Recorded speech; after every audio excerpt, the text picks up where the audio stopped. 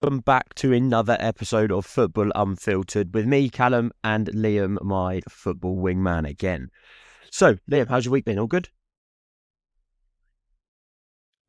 Yes, mate. All good. Good Christmas. Um, Good. I was going to say it's Ready been for a the New busy Year's period, Day isn't it, for fixtures. football? Like we've touched on it in the last few weeks, but it has just been manic. So we've been trying to keep up as best as possible with all of the news and all of the bits that's been going on. Um, but yeah, it's going to be a nice episode today. I think a nice early one before we get on to the New Year's Eve tonight. But are you doing much out partying, or are you're working? Terrible, I'm terrible. working I tonight. say that, but I'm not doing anything either. So we're going to start off this week with some of the news. We're going to switch it up. I'm going to be talking you through the news this week because I think there's quite a bit. There's a little bit surrounding my club, Plymouth, and then also a little bit which potentially might be news to you as well because I've done some digging this week. So you may be listening in as well, Liam, and thinking, oh, I wish I'd known that sooner. So we're going to start off with Ruben Amorim last night talking to the BBC after the game and the disappointing result against Newcastle. He said that relegation was a possibility, which I wouldn't necessarily say is the best thing to be saying as a United manager because they're obviously such a profound Premier League club. They are their statement to the Premier League, and then there's a new manager coming in and saying relegation is a possibility. It's honest, but is it what the fans want to hear? Well, what are your thoughts? I think it's I just think it's just him saying that and using that as a scare for his players. He knows that Man United are not going to get it's clear to relegated. me that It's it's clear to it's a lot. clear to me, and I think Yes, it's clear they've to a got lot of football fans. 8 points. Yes, it Yeah, what 8 points, 6 points off it. But yeah, They've they're got not going too much down. quality, don't they? So I think yeah, it's just a silly Yeah, I think it comment was that more the Amorim's commentator made. was the questioner, sorry, the interviewer was more egging him on to say something that he wanted to hear, just so he got a win out of it. And I think Amarim was probably fed up by the end because it was right at the end of his interview as well. They had been speaking United for a while, and then that was the final question. And then moving on, we're talking about the ex-England manager Gareth Southgate. He is set to be knighted in the new year, so I think it's on tomorrow's list with Martin Brundle from Formula One. Two big parts of my sporting life. What are your thoughts on that? You love Southgate, didn't you, as an England manager? So I think it's going to be quite an interesting one seeing him be knighted. yeah, I would say so.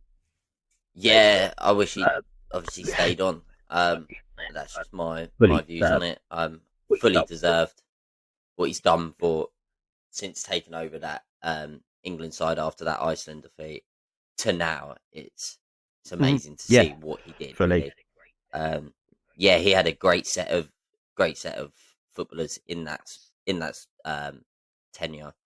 But I thought the way In he game, set up and in also games was doing around. and also what he was doing around in the camp was just brilliant. And I wish he'd stayed on, Yeah, but yeah, yeah. I think as usual, it's one of those things. All good things do come to an end. I think what he did for football, well, national football for us England fans, is probably quite drastic, isn't it? We were in such dire times before Southgate, and then he come in, and everyone kind of forgot that he did actually take us to a good few. He took us to a couple of finals. He's taken us to semi-finals. Nobody else has really done that before him, so we really can't complain with him. I think he's been a massive pivotal part to England's national team, and yeah, it's great to see him getting rewarded for that. And then down into the mm, Championship, we see Alex O'Neill take over at Millwall, which is it's just quite a good move for him. I think it gives him back into managerial duties, and I think it'll be good for Millwall as well. They've been looking for that kind of staple manager now to come in and maybe set the players out with a little bit more than what they've been expecting before. Um, and then back up to the Premier League before down to the Championship. We don't have much to cover from League One and League Two this week. We're going to keep it. Yeah, sorry, can I quickly jump in? Sorry, I'm talking about that Alex O'Neill. I'm not you're not. a big You're fan not. of that move. See, we love controversy here. Um, Alex O'Neill, Alex O'Neill's obviously done all right in his spells in the Championship. Obviously, most recently he was at Preston, Then he feels bad. but then he's also had periods obviously at Sunderland. I think Um, I I don't don't think he's well, and Norwich. I don't think he's be a them. manager that's going to be there I for a long time. I can see this going really wrong as a for Millwall. great. I don't think his style of football's I don't great. like I don't think the way he handles that himself great. either So is for me, all that I great. a lot So for better. me, I think there was a lot better options that Millwall could have got. Mhm. Um, But look, we'll It's see one how of it those, isn't it? goes. We kind of got to see how it goes after a few games, and But yeah, then we'll make our judgment on that in a couple of weeks. He kind of made himself, didn't he, through the Sunderland Till I Die yeah, story. So he's kind of a staple piece in that documentary, which kind of made him a bit of a bigger manager than probably people thought originally.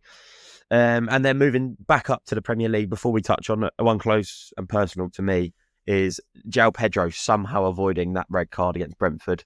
I think it's ridiculous to try and do that to another footballer on the pitch. It's just something you shouldn't really see. Swinging your elbow out like that is an intent of harm. It's not. He wasn't having his shirt pulled over the top. He was just unnecessary with his reaction there. So I think he should have been sent off, but it is what it is. He didn't. He got away with it. See, like with that for me, yeah, it should be a ban because, cool, me and you, we both play football. If you're getting your shirt tucked, there might be. shirt tucked, yeah, there might be a little bit where you swing and get him to come off, but there's not a blatant elbow. And if that had it would have been serious. Yeah, definitely. Quite serious. And I've seen some Brighton fans backing it, and I don't see how that's not a red card. They viewed That's it fine. and they still said that's not a red card. It is ridiculous. Yeah, it is. That is ridiculous. It's dangerous. It's not like you say. If you get your shirt pulled a little bit, you give a little bit back. That's kind of the way it goes. But that he fully turned around, stopped, and then swung his elbow. Yeah, don't get that. If I'm being honest, but it's again another example of where potentially VAR does sometimes slip. And again, it's one of those things. That's a debate for another time. And then lastly, I don't really want to talk about this one, but I'm going to have to, aren't I? Rooney, the man in charge of my club at the moment, seen out karaoke, partying after our defeat, after our draw, with Middlesbrough, which was a great result. But again, we should have won, and we are in dire times. So why would you be going out and posting all over social media, letting fans see you on a day where you're meant to be training? That was the biggest thing for me, is that the boys and the lack of discipline around the club at the moment is insane. We've never, ever struggled with lack of discipline. Under Schumacher, under Lowe, we were always perfectly fine when it comes to our discipline. Even under Foster, we saw a little bit of something. With Rooney, the players seem to just be strolling around doing what they want. He's doing what he wants. It just seems to be like a sinking ship at the moment, Plymouth.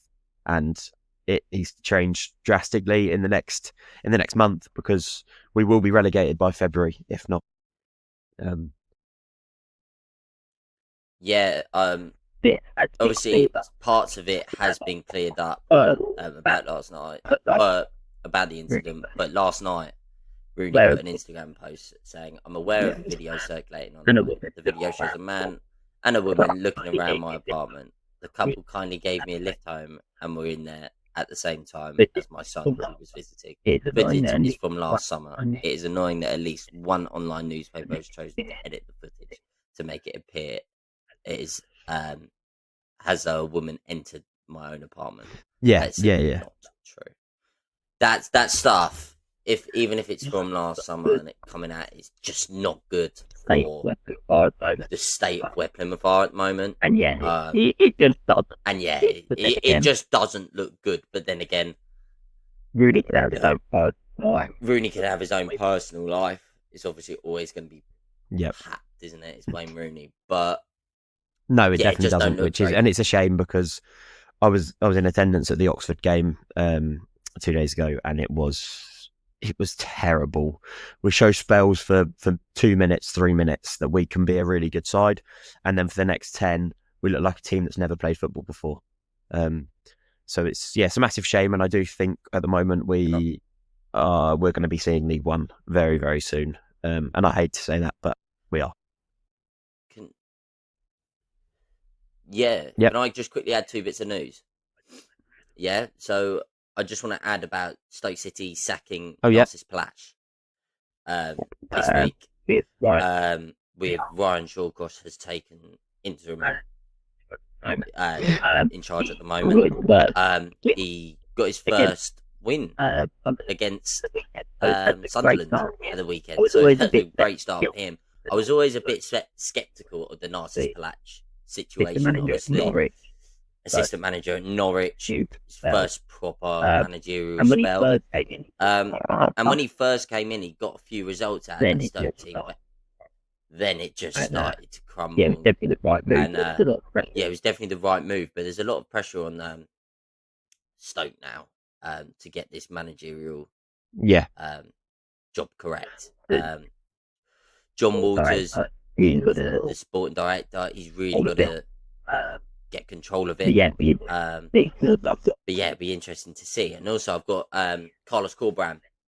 He has left West Brom to join Valencia. That was a release clause as well, wasn't it? That was this release clause that got activated. That's quite funny to hear because you never really see that in managerial stuff. So That's a huge blow. That's a huge blow for West Brom. Carlos Corberán, one of the best championship players out there. The football he's got West Brom playing this year with limited resources, as in Really budget-wise, is really good.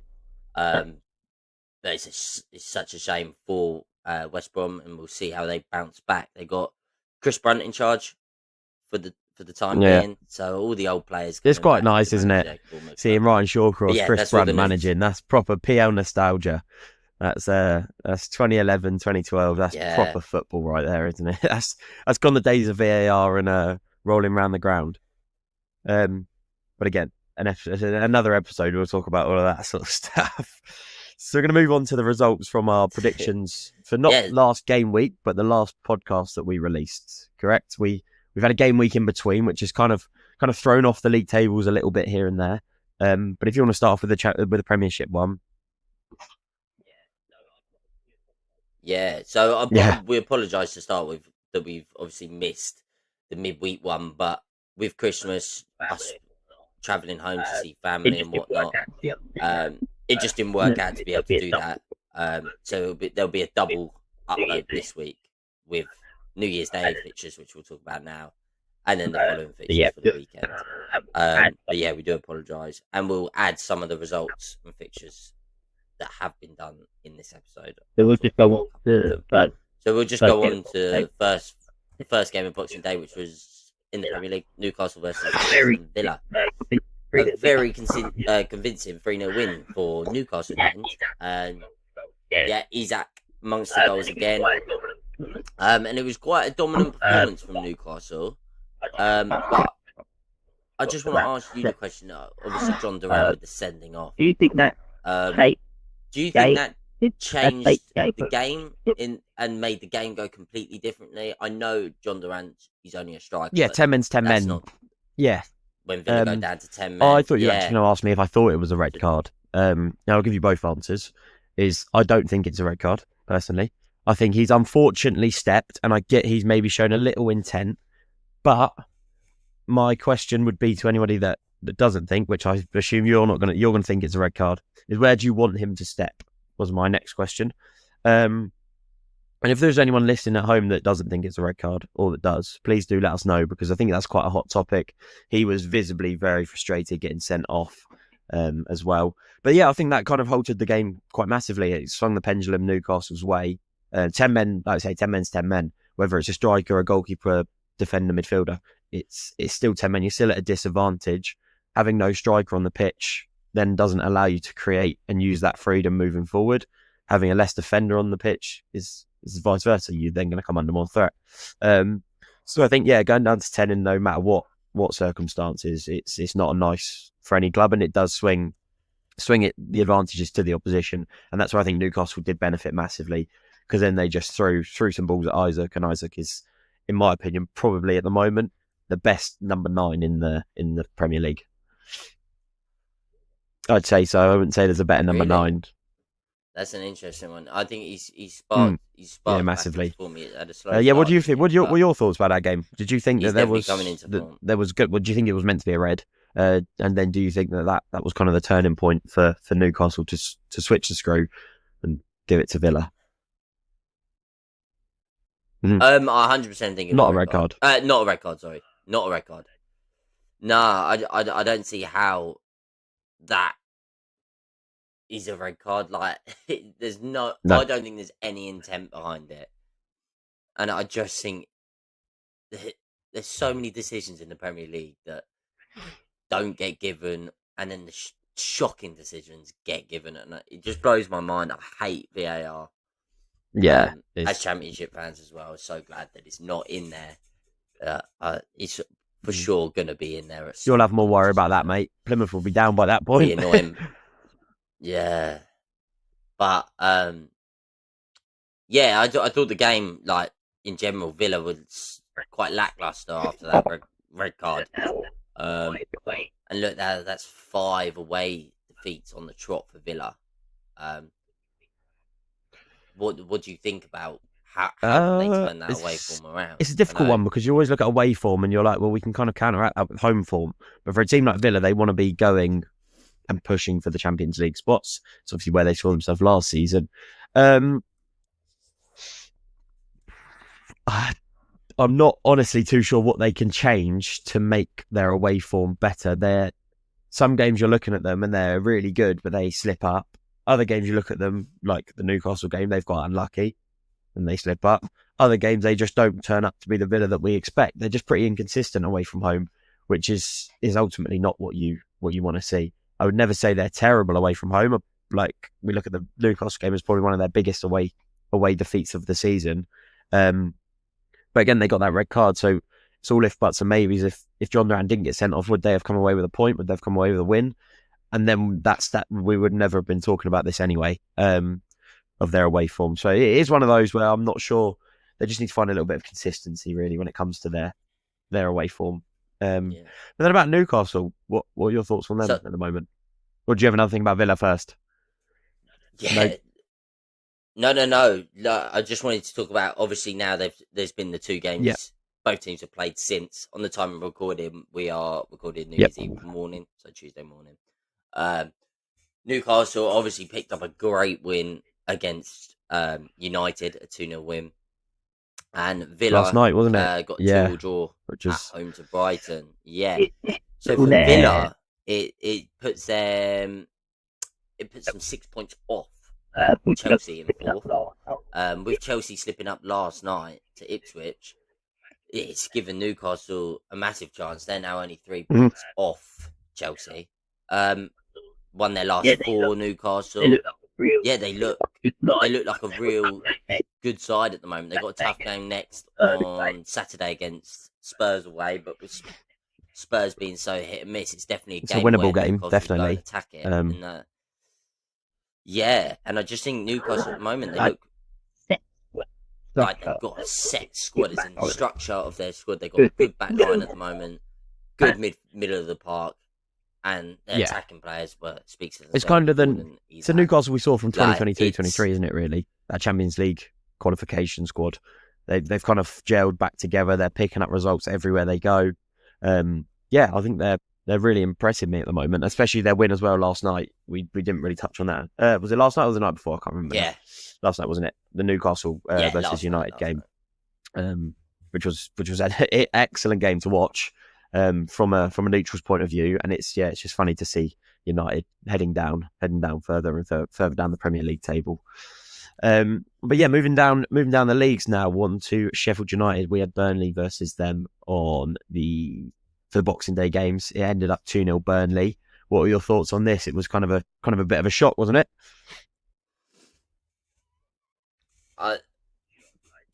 For me, it wasn't a shock. Yeah, you love say Scott 2-0 Parker in big Burnley. games. I know. I think it was a really good win for Burnley. It was quite a tight. It was a tight game. Chances for both sides. But yeah, again, like I said, you gotta hate Scott Parker with his football. I think sometimes it can be such bad. He steps up against the big teams, against the smaller sides. Some of the football they play is just not pretty. But look, he gets the job done, and you got to give Scott Parker full credit for what you. And for sure, they got a disappointing draw the game after to Middlesbrough, where I would have thought they would have Yeah. love to have picked up 3 points there and push them into the top two. But for Sheffield United, it's their first loss at Bramall Lane this season. I don't think it's too much for them to worry about. Obviously, it would have been nice to beat or to pick up something against the team around them. But I think they can just pick themselves up and go again. They got a 1-1 draw to West Brom. It was also their first loss since October as well, which is quite a massive stat in the Championship. Most teams do lose quite often, it's fair to say. You do pick up a loss probably at least once a month in the Championship. It's one of those leagues where so many fixtures, so many teams at equal levels, you do lose quite often. But to have a stat where you don't lose since October through all the way to December is very, very impressive.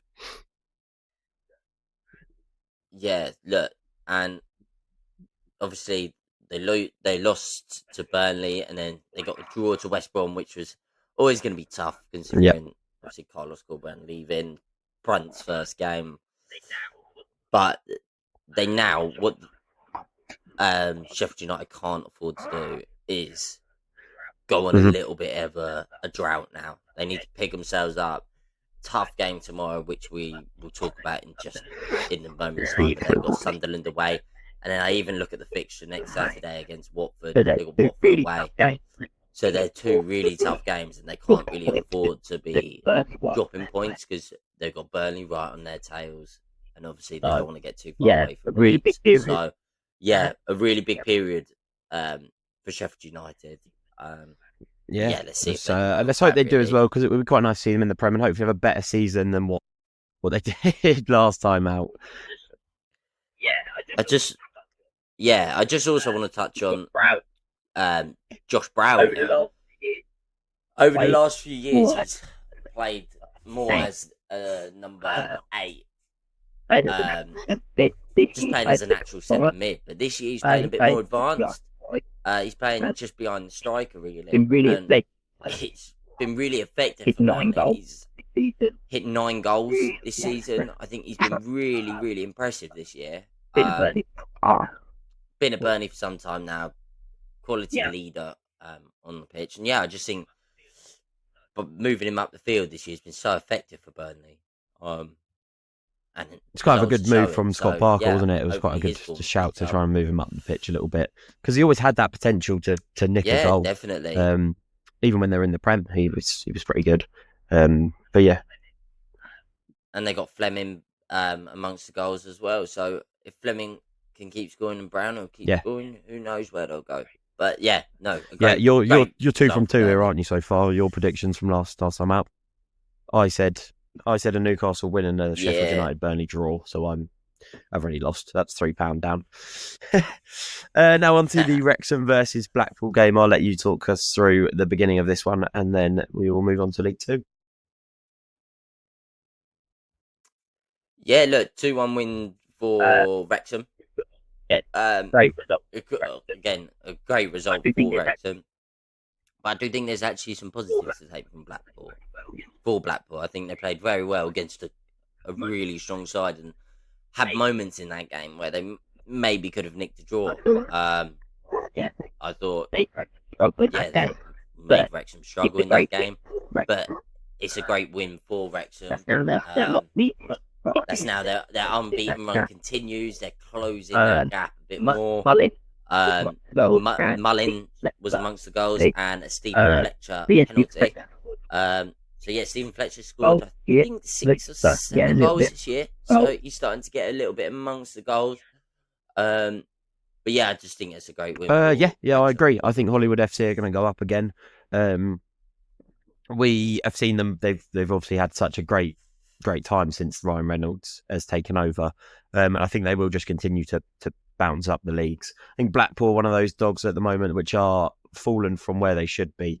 Obviously, again, we've grown up in a generation where they were a Premier League quality side, and now they're struggling massively in League One. But again, that doesn't take anything away from Wrexham. Wrexham can only beat what's in front of them, and like I say, they've done well to get to where they are at the moment, and I can see that continuing on through the rest of the season and into the Championship next year.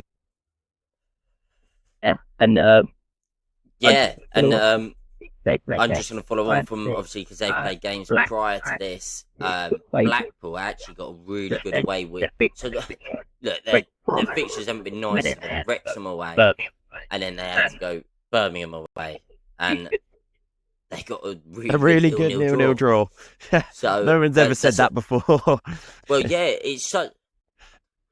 You can't sit there and say that Blackpool were expected to come away with anything from that game. Birmingham are one of the strongest teams that League One has seen. And it's such a great win. It's such a great win. And then they've got to look to push on tomorrow. They've got Shrewsbury. But then they've got Wickham away the following game. So these 4 games have not been nice to them.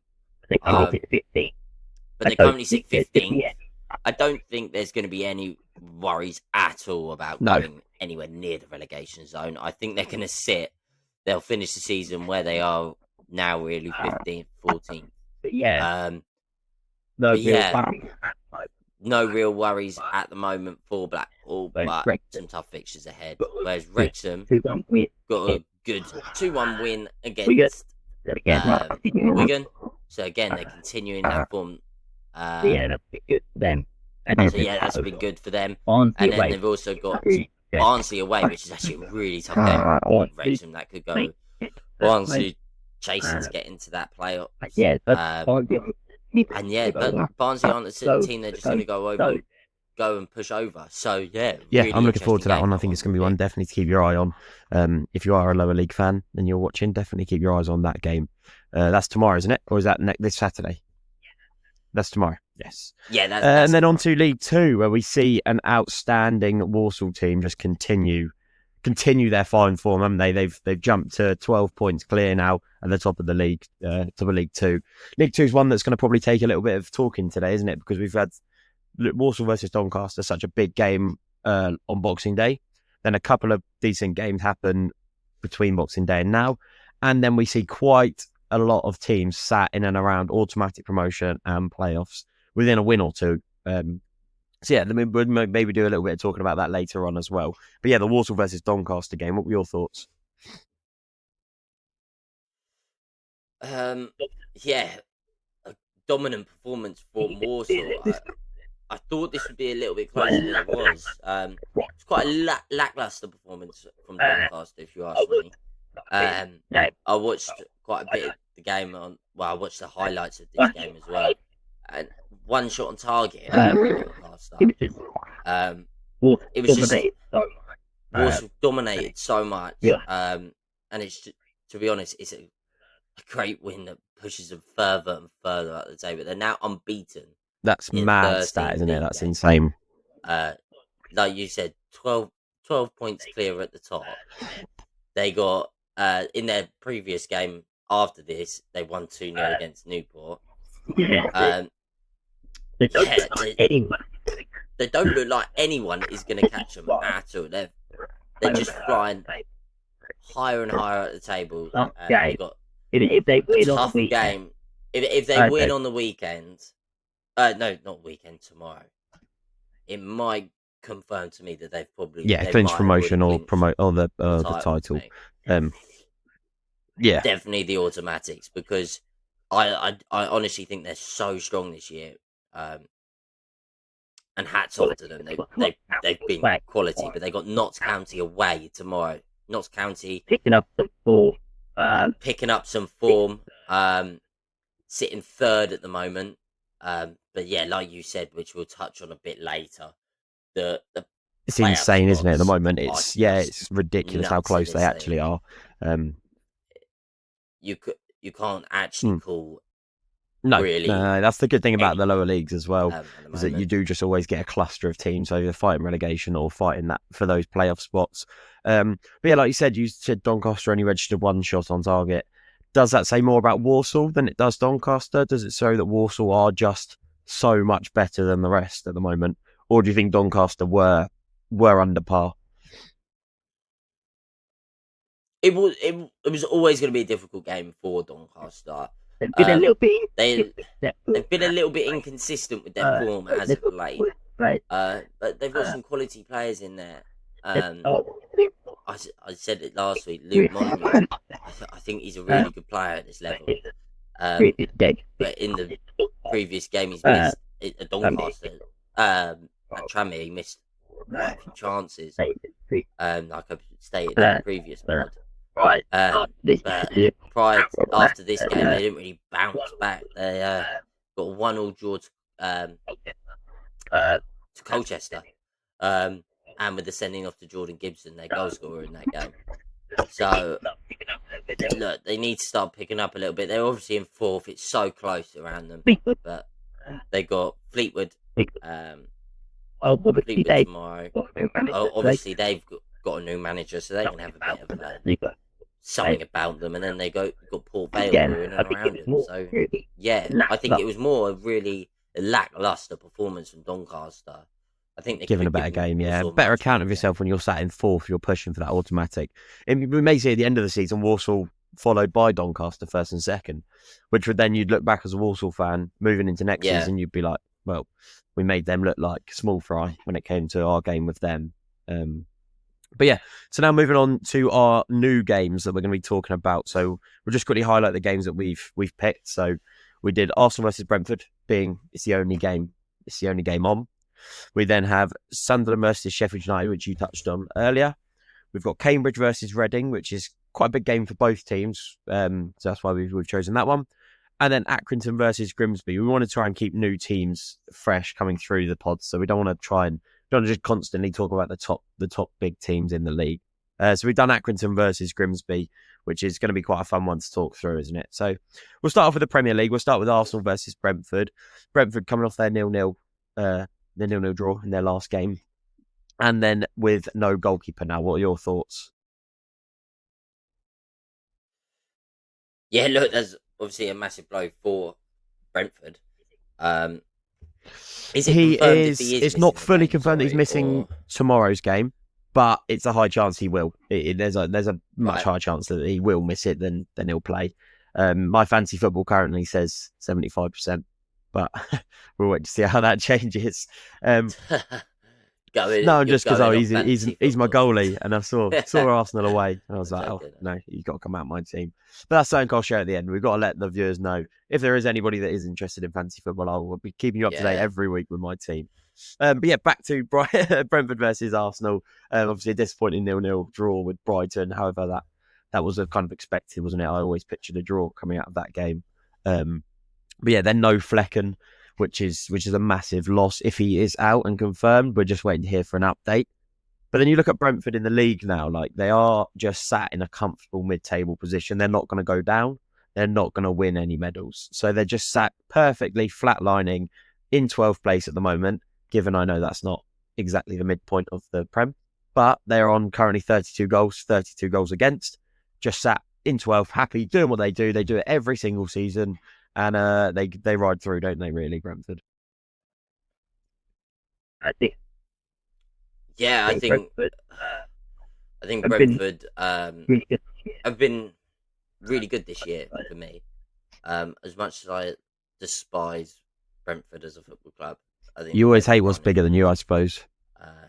I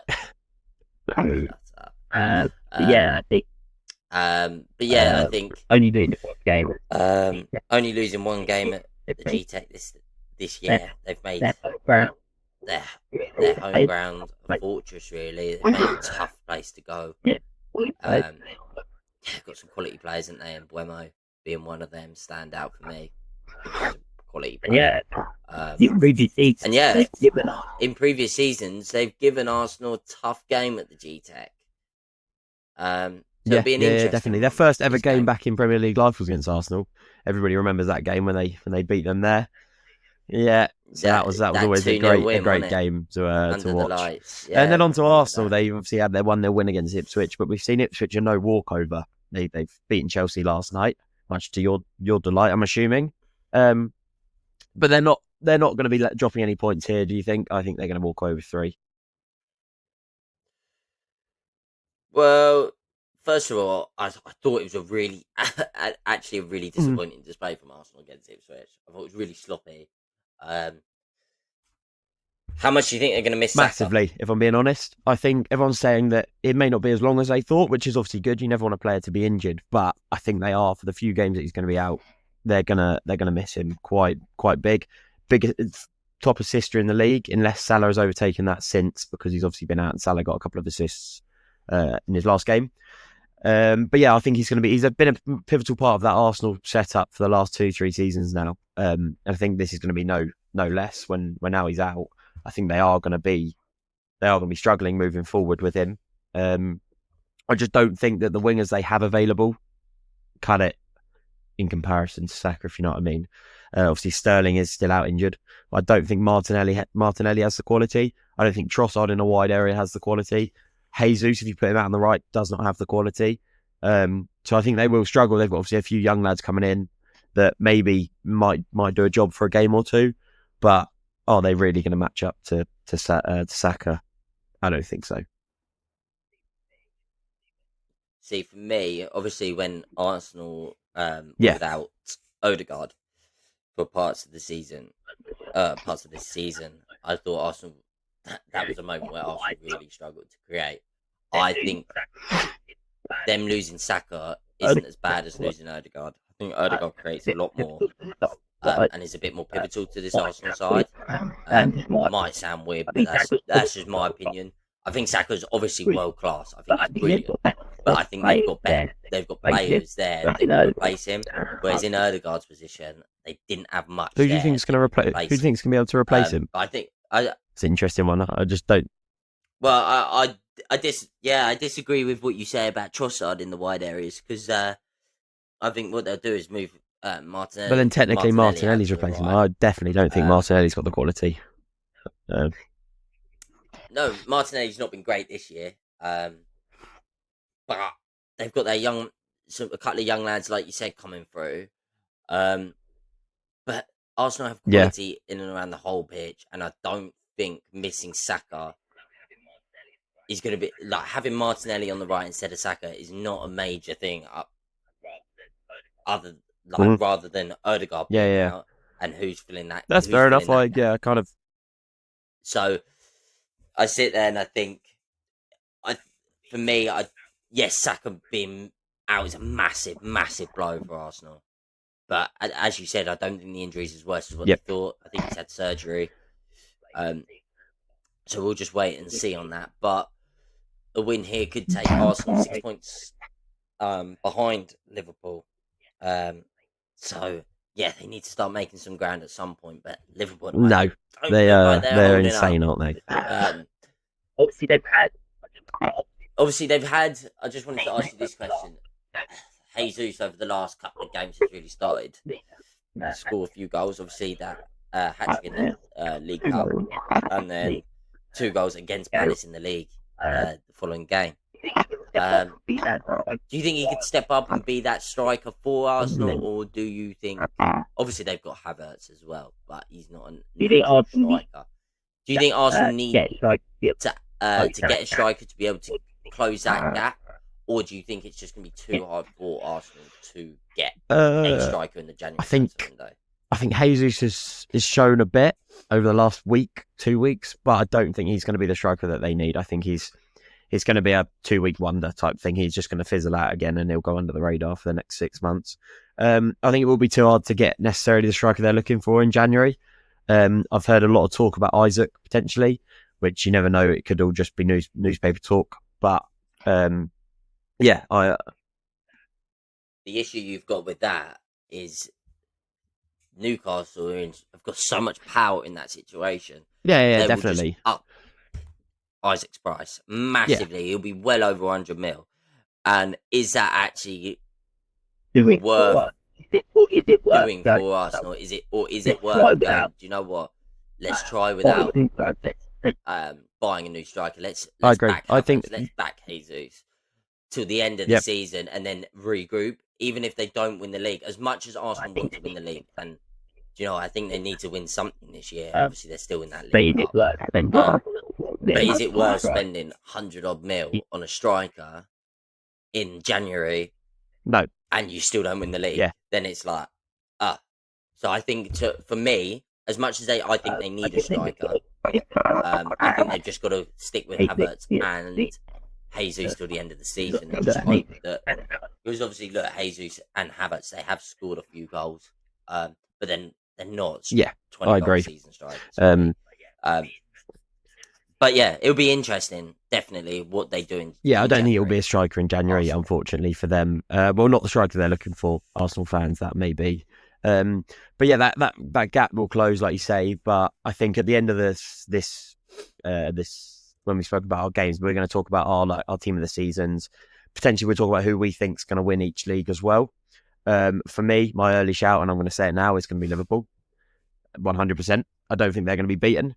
But moving down to, should we move on to the Championship? We touched on Sunderland versus Sheffield earlier.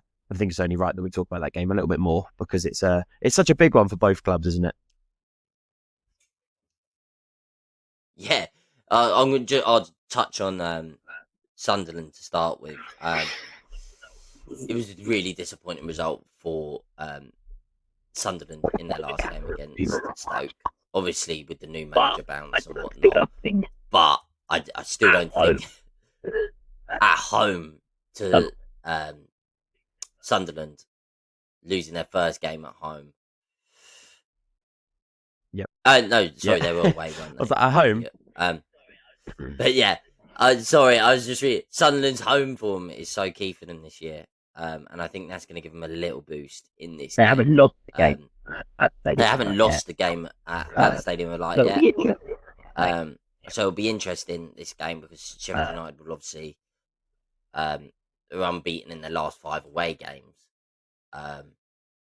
And I really do like what Sheffield United have built this year. So yeah, I think, like really you say, Sunderland's home form is so good, which I'm actually not looking forward to talking about because I'm heading up there at the end of the month to go and watch Plymouth play. And if it's currently in the dismal state it is now, then that will be a Sunderland walk in the park. It'll be like cricket up there. But yeah, like you say, Sunderland's home form is so good. They got 2 home games in a row now, Sheffield United and then Portsmouth. 2 winnable games for me, if I'm being honest. I think they can give Sheffield United a game, especially after Sheffield's lost to Burnley. They then have had a win, haven't they? I've missed a game because we were obviously the last pod. They drew, didn't they? So yeah, they're on two pretty dire results that they would have probably wanted 6 points from. So I think this is the perfect time to play them if you're Sunderland. You're in that playoff spot. You're looking to jump into what may be automatic, and this is your time to do so. I think it's your time to shine. Then more about Sheffield United coming shortly, but Sunderland finally, Mr. Bellingham. What are your thoughts? He's mustard, isn't he? He's the best player in the Championship at the moment. Yeah. You're going to say a QPR player, that's why. But look, no, I think Joe Bellingham's been really good this year. Funny enough, when I watched him play against us, he only played about 50 minutes because he got straight red for horrific tackle.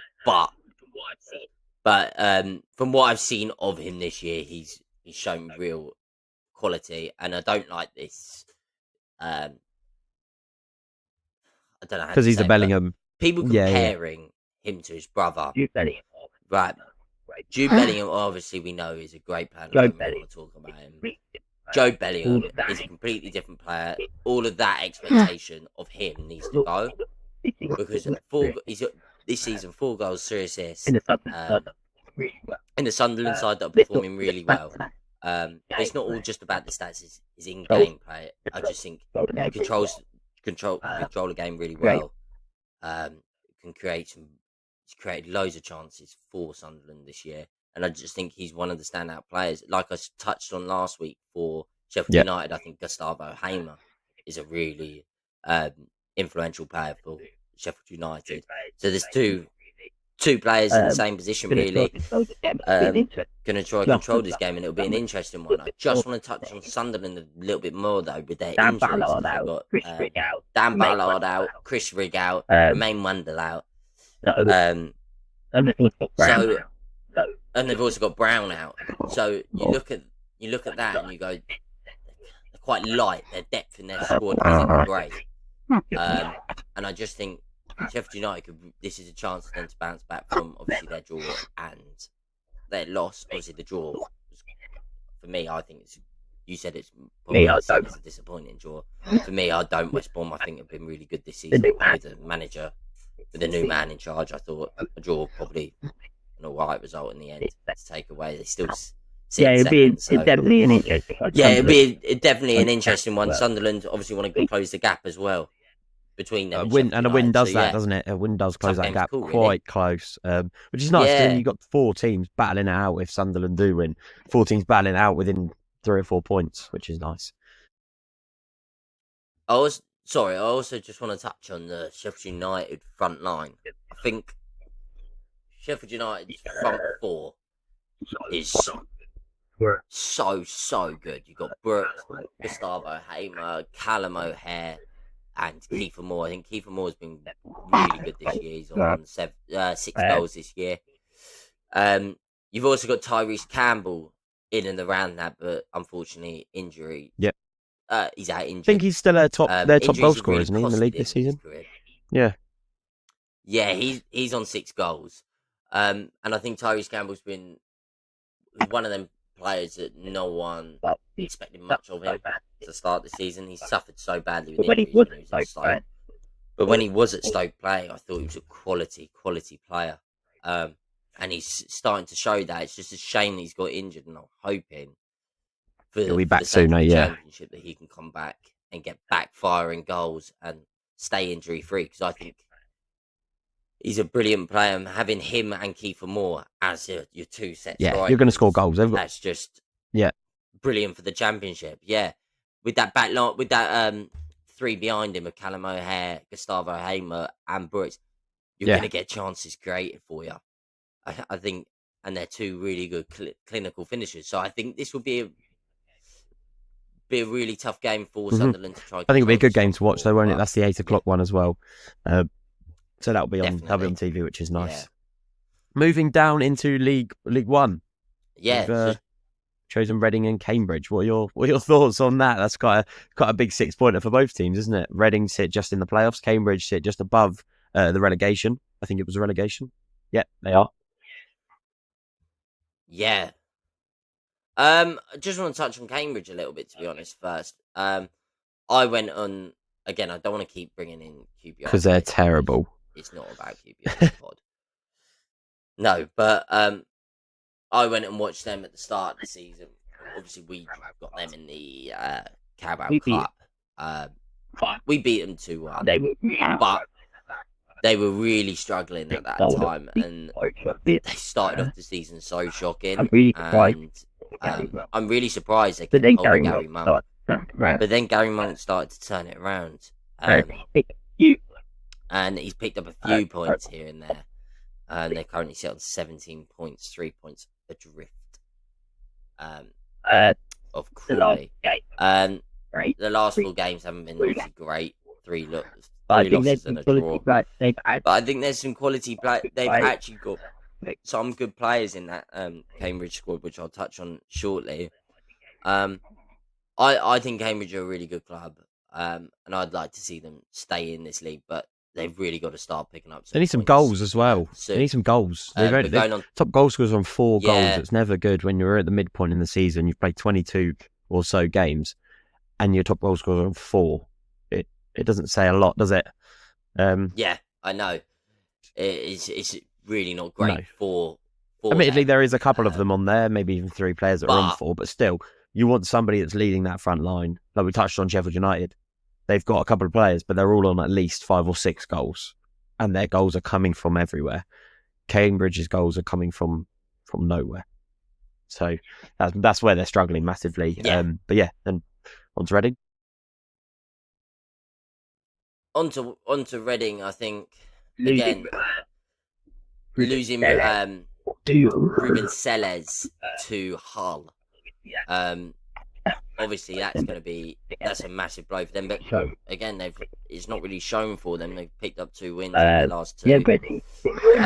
Reading had a bit of inconsistency this year, up and down. But they're a club that I definitely want to see not in the playoffs. Because I don't have too many opinions on Reading, but I think Yeah, I think they've got some quality players in that squad again, which I'll touch on in a minute after you spoke. But yeah, this will be a really interesting game. This will be a really interesting game, I think, because Cambridge have got to bounce back and pick up some results, and I just think Reading could be a chance for them. Reading can slip up. They've slipped up in a fair few games. It's not too far away from each other as well, so the support at the game should be quite good. The away travelling fans from Cambridge should vice versa. The away travelling fans from Reading should be making that move up to Cambridge, expecting a win, which I think they might see. But yeah, like you say, Cambridge, this is definitely an opportunity for them as well.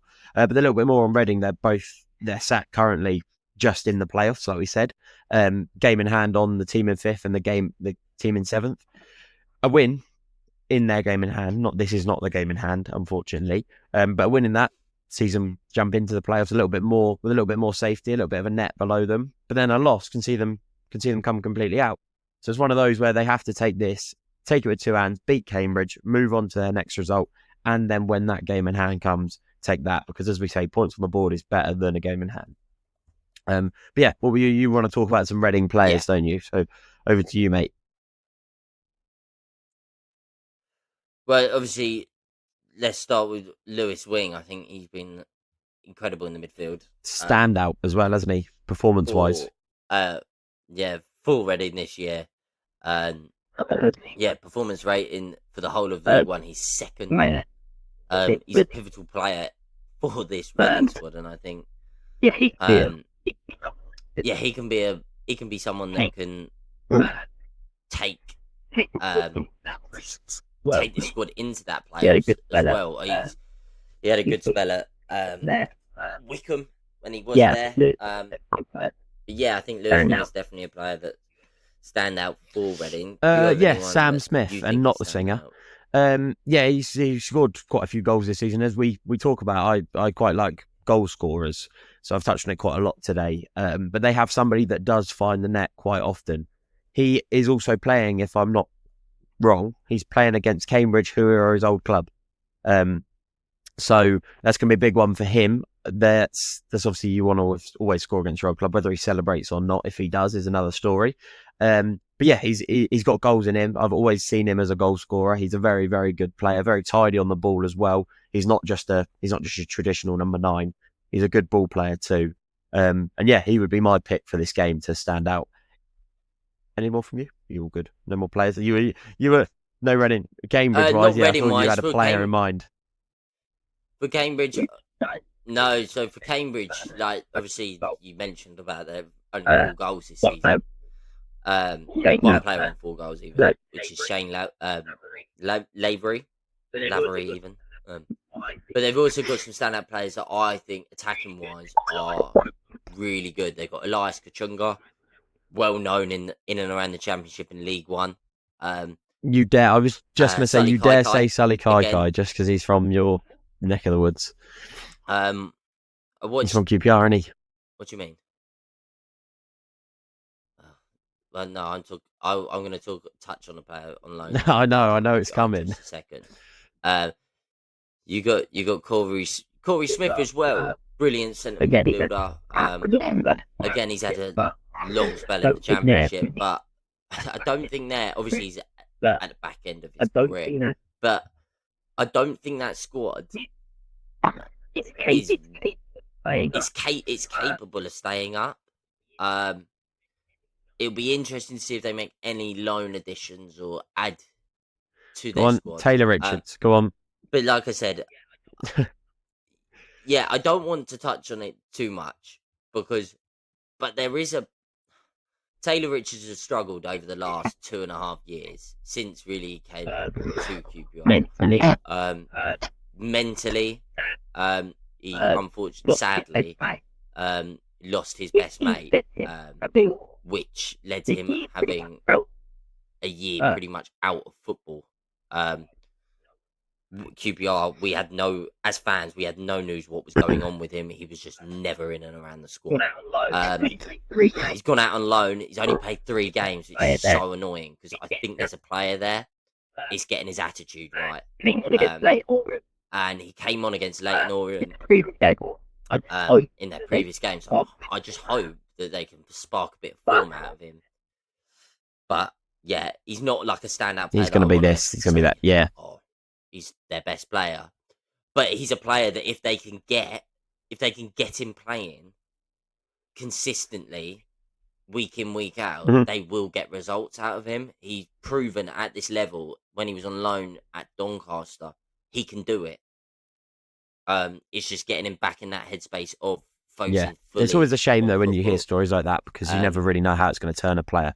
But yeah, obviously it's not nice. Not nice to hear that. Yeah, his attitude though towards football obviously isn't great. He said a lot of things about Gareth Ainsworth when he was in charge. Good lad. A lot of things on Twitter. Speak the truth. Which probably which isn't the best when at that moment in time we were down there struggling. But I want to say Cambridge here. And the final player, but we're not going to talk about him at all. I'm just going to mention his name is Jordan Cousins. We've both met him. You've met him a lot more times than I have. Very nice fella, just not very good at football. Moving on to League Two, we're going to rattle through League Two now because then we're gonna give you our team of the season so far at the very end, and then our predictions. And we're conscious that we are nearly touching an hour now for you. We don't want people to tail off now at the back end of a podcast, do we? So, Liam, over to you. Accrington versus Grimsby. What are your thoughts on this game? Do you think there's going to be any set in stone performances that you're like, this player's going to do this, or the result's going to go this way? Well, again, you look at Accrington to start with down there struggling. No wins in 10. Their last win came on the 9th of November. That was quite a funny stat when I was reading that. 1 point. They sit just 1 point above the relegation zone with a game in hand. I think at the moment I just don't think their squad is strong enough to stay up. They've been really inconsistent this year. Which Accrington, you've always seen them in and around that over the past few seasons, lower mid-table. But then I look at Grimsby, won 6 of their 10 away games this year. And funny stat, which I was quite shocked about and looking at, they've only drawn one game this whole season. Jhon Duran, to be honest, was quite a but they got 2 players. Strange one, but they got 2 players that I've pinned out in this game. For Grimsby, which is Danny Rose, obviously on 6 goals this season. For any of those non-football football fans that may be listening, that's not Danny Rose that was at Tottenham. That is a different Danny Rose. That's not left back Danny Rose. Just bring your PL nostalgia back. But 6 goals this season. So they've got someone that is capable of scoring goals. Is he going to be a striker that's going to score 20 goals this season? Probably not. But they got someone that can find the back of the net. There's also Denver Hume. Denver Hume, left back. 7 assists this season. He's a man that can create from left back. And I've just pinpointed him because he's someone that can create lots of chances for Grimsby, and I just think this game is. Look, I think this is Grimsby are too strong for Accrington. They come off the back of a great win against Port Vale, a 3-0 win, so very convincing, and I think they will take. Yeah, and he's Denver Holm. Just the last bit on him, he's their top performer this season as well, isn't he? On the averages too. So it's it's going to be a big one for them. We'll rattle through our predictions quickly now, talk through team of the season, and then let you all go and enjoy your New Year's Eve. So Liam, your predictions. Who are you thinking for our games this week? So Arsenal Brentford. As much as I think Arsenal have been strong this year, I think 1-1 draw. Yeah, I'm going to go with I'm going to be bold. I'm going to go Brentford win. Brentford win this game. Yeah, Brentford win it by only 1 goal. Could be 2-1, 1-0. I don't think they're going to net more than 1 and keep that lead. But yeah, 1-0. Championship. I wouldn't be surprised, obviously, if Arsenal win it. But at the same time, I just think this definitely could have been strong this season at home. I think a 1-1 draws could be definitely a fair result. Championship, really tough game to call. But I do think this will be a 2-1 win to Sheffield. I'm gonna go 2-2. I'm gonna draw. Yeah. 2-2.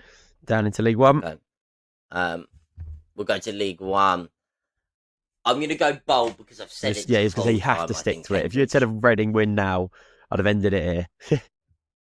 Although Cambridge is so out of form, I just think Cambridge are going to win this. I don't know why. Go with that, fine. I'm going to go 3-0 Reading. Just I'm going to completely go opposite to what you said. Just so then we've got... Yeah, no. You're probably going to be right. Just so then we've got something to talk about next week. But, well, not next week. We're going to have one out this week, aren't we? Another one, which is nice. And then Accrington versus Grimsby. Yeah. 3-0 Grimsby. 2-0 Grimsby. There. Yeah, so now we're going to talk through, we've done our predictions for this week. We're now going to talk you through our team of the season so far. Liam, you were confident for this. You wanted to do this very, very much this week, didn't you? So you can start. Well, each week now, because we're getting to that stage of being in the halfway stage of the season. So this week we're going to touch on the Premier League team of the season. Our opinions, both of us will do a team, and then following on from that next week we'll do League Two, Championship, League One, League Two. So yeah, so let's do our goalkeeper. Yeah, goalkeeper. You can start. Why not? Go on then. You do your goalkeeper first. Sells. No, you do yours first. Forrest have been incredible this season. Okay. He's kept the most amount of clean sheets in the league. I think it's there for debate, but I think he's probably been one of the better goalies in the league. And considering they've got a pretty weak inside in comparison to the teams around them, I think they're doing incredibly well. You? I will still stick by it. Fine, that's fair enough. We saw probably him pull off the world's best save. I think, didn't we? That was... Yeah. I think he's been really good this year, though. I think, again, he's one of them keepers that kind of came out of nowhere, really. Obviously, before he started it, before he went to Villa, came out of nowhere at Arsenal, really. And yeah, been excellent in the last few seasons. I think he's just been I don't dispute that. So. Left back. Left back for me, I've gone with Robinson from Fulham. I mean, I think this season he's really stepped up. I think he's always been a really good left back. I remember watching him for for Fulham.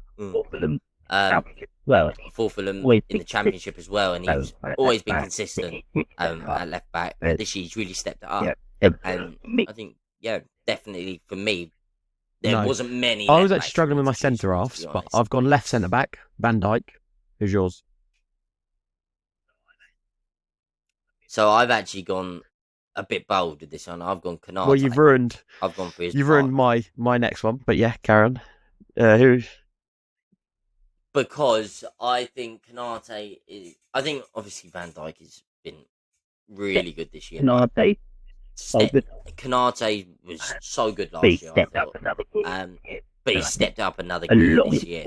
And I think a lot is always spoken about Van Dijk and not enough about Konate. I think Konate's been pivotal for that Liverpool defence. Mate, I totally agree, because my right centre-back is Konate. So... my left centre back that I've gone with. But he was very, very close for me. But I think the Liverpool pairing at the back there, I chose. So, again, a lot of people think it's good, like in that Arsenal side, Saliba's the main man. I think we've seen this season when Gabriel's not been there, they've really missed him. Obviously, as well, his corner threat has been brilliant. Obviously, that's a completely different thing to defending, but I think he's just a really good centre half for Arsenal. And I think he's been really consistent this year. And who's your right back? Don't say Kyle Walker. My right back. No, I think it's Trent. Trent. Yeah. Trent. I think Trent. Been amazing, creating going forwards. And I think he stepped up Same- a little same bit here. defensively this year. I think he's really focused a lot more on his defensive side. I've been watching, obviously, a fair few Liverpool games. Yeah. And I just think, Stepped up massively. yeah, he's stepped up massively. Obviously, we know what his passing ability, and we know what he can do going forward.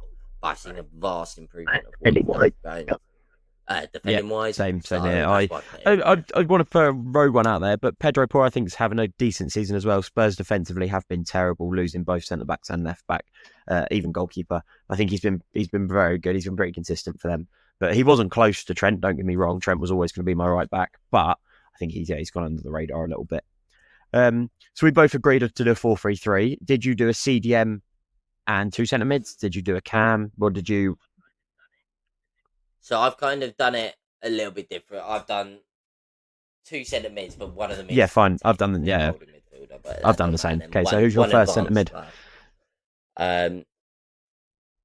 My first centre mid will be Gravenberch. Good shout. I think last season really struggled to play that 6 role near the back end of the season. I thought he didn't look comfortable in it, but this year under Slot, he's still playing that 6 role, but he looks so comfortable. He's so good in that centre mid, and I just think like his ability, his passing ability is incredible, and I think it's defending wise, he's been so pivotal. He's protected that back four massively this year, and I think definitely. He's a deserved shout. He's very good centre mid. I in fact struggle with my midfield the most, if I'm being honest. The midfield was worse than the defence. So I went pretty rogue with my first shout, being Caicedo was my first one, because it's not rogue, but I think it was rogue in comparison because you're looking at the money they spent on him. He's really not been what they expected. But I think this season he's just improved. He's gone from what he was originally. He's doubled in quality. He's now a leader in that Chelsea side, not just a player that they can put in midfield and he can do a job. He's really now one of those staple and probably one of the first names on the team sheet for Enzo there. Your second midfielder? You said it was a road shout, but I've gone for Caicedo. I think obviously came in with that massive price tag. And there was a lot of expectation of him to hit the ground running, which is safe to say he didn't straight away. But the back end of last season, he really turned it on, I thought, and controlled the middle of the park really well. And it was like watching him how he was at Brighton. And he's just followed that on this season. I think he's been instrumental for that Chelsea side in the middle of the park. And I think he's one of the best centre mids in the Premier League. Oh my this year, God! Coming out of Plymouth this morning, I think Rooney has parted ways with Plymouth. Wow, that has just hit my feed whilst we are live on the pod. That is insane news. What? Wow, that's. Oh wow. We'll talk about that in the next episode. But wow, that's huge for the pod. Wow. Fine. We're back onto our team of the seasons, but we've got to touch on that next week. But my other centre mid is Bruno Guimaraes. Throw me off a little bit now. I think he's having a very, very good season for Newcastle, and again, we touched on Newcastle earlier. They're having a very good season as a whole team in general. And I think he's been pretty stable to that impressive start that they've had. Your attacking midfielder? My attacking midfielder, I think it's quite obvious who that's going to be. I'm in agreement. Cole Palmer. I think Cole Palmer's been, again, just like it was last year. I think he's obviously not been as consistent as last year for me, but he's been stand out for me. Very, very good player, isn't he? And then moving on, should we go left wing or right wing? Yeah, brilliant. I'm assuming I've done Cole Palmer. Sorry, I've done Cole Palmer as well, and you've summed him up perfectly. Salah. Let's just do right wing because we all know what that's going to be, don't we? Yeah. Mo Salah, you can't. Right now, 100%. Best player in the Prem by a stretch at the moment as well. I think he's been brilliant this year. Yeah, there's no faults there, is there? Just keep stepping it up. I'd love to see him stay. Will we maybe see 1 or that 2 as more years? But at the moment, that's not no, especially not for looking Liverpool too fans. promising. But no, let's Mbeumo. move on to left wing. Who have you got? We've got different ones. That's So good. we've got 2 different ones here. I've gone for I've Yeah. gone for Cunha. I think he's been really impressive this year. 10 goals, 4 assists. Been really instrumental for that Wolves squad. Creating, scoring goals. He Just is looks very, great every very time good he's got the player. ball at his feet. But I've went for Mbeumo just Um, because I think he's providing. He's gone under the radar now for a couple of seasons, and he does just come up with a goal, assist. He helps that Brentford side through. As such, and they do only ever sit mid-table, so it's not like he's putting in performances that are going to send them up the league. But he's just always consistent. He's always a very good player in that squad. And then finally, a striker. You're going to know mine is because I touched on him earlier. Alexander Isaac. I think he's having a very, very good season. I think that price tag on his head is just getting more and more and more at the moment. Newcastle and Eddie Howe are probably worrying a little bit because they necessarily won't want to let him go as early as they're thinking. But I think when a big team do come calling with 100 million plus, they're going to have to, unfortunately. Who's your striker? Now, mine's quite if you've gone Haaland, not be fuming. controversial. I had a couple of mentions really for a couple of positions. I was so in between a few. But for me, fine. I've gone Chris Wood. I don't dispute that. Very, very good player. I think Chris Wood, obviously 11 goals this year. He's really stepped up for Forest, and he's always been a goal scorer, Chris Wood. I used to love watching Chris Wood when he was at Leeds. I think this year. I think this year he's really stepped it up. But there's one mention that I want to say as well, and this might be a road one, but I've gone with Liam Delap as well. Like, as in, it was close between them two. I know he's only got 7 goals this year, but he's doing it in a really struggling Ipswich side. It's such a tough season for Ipswich, and it'd be so impressive if they stay up. And Liam Delap, watching him at Hull over the in the Championship online, he was awful. Like, he hadn't really impressed me too much in the Championship, but this season he's been really instrumental. Up top I agree, and clinical. And he's really helped that Ipswich side. Without him, they would be really struggling for goals. So I put him up there because, as well, because I just think, them two have really stepped up this year. Obviously, you've got your Isaac, who's had a brilliant season. But he's definitely improved now as he's just scoring goals for fun. But I definitely don't. No, I don't hate that decision to put him up there. Before we do round off, now that is our final bit for the podcast today, isn't it? That kind of rounds it off. We'll have to just show the fantasy football. Just get everybody aware of the fantasy football. Oh, and then you got for people that aren't watching, it's 86. You got my uncle in there messaging me saying Rooney sacked. Thank you. So that it does conclude it, and that's given us a great title to talk through as well for next episode. But if that's everything we've gone through today, Liam. Again, it's been a pleasure. Yeah, so we'll be back on Friday for the weekend. So, mate, have a good week. Have a good